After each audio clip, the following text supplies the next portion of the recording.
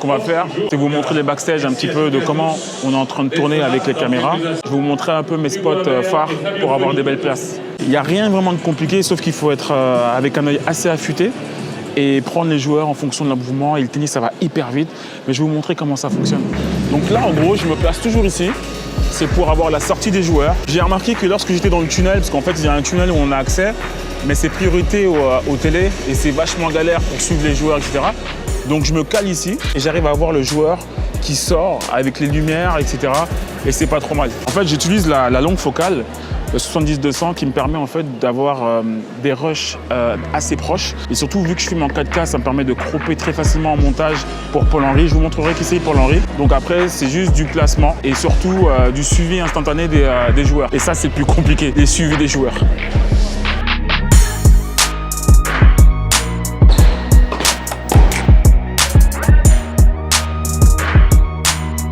Donc là, j'ajuste toujours mes réglages en fonction de l'éclairage.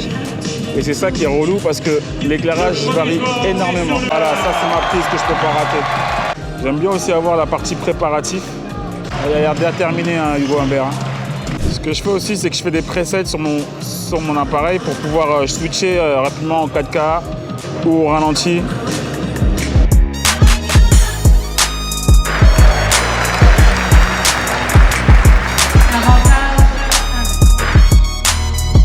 Et ensuite, je vais vous montrer comment je décharge mes caméras et à qui je donne les rushs, à toute l'équipe.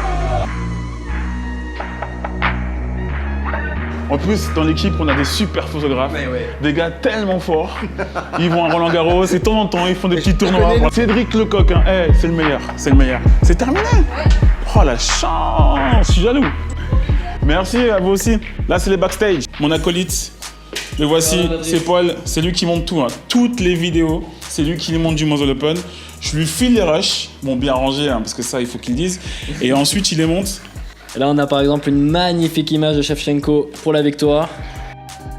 Regardez, il tape.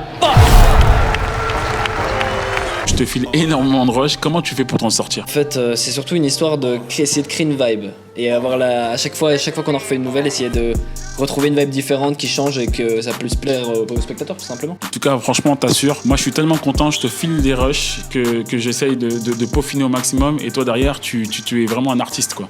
Moi, je suis très content de tes rushs. C'est toi l'artiste avec la caméra. On se complète, finalement. C'est tellement un mytho. Merci, Polo. Ça fait 8 ans qu'on bosse pour le Moselle Open et c'est juste une expérience incroyable. Regardez un petit peu ce studio qu'on a recréé pour les 20 ans. De toute façon, il ne faut pas que tu te blesses, mais comment tu te projettes au quotidien?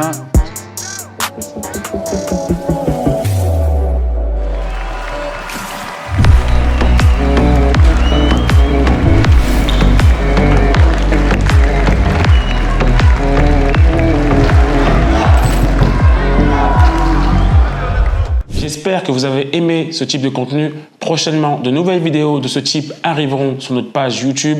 Abonnez-vous, restez connectés avec Comme un Sport. À bientôt.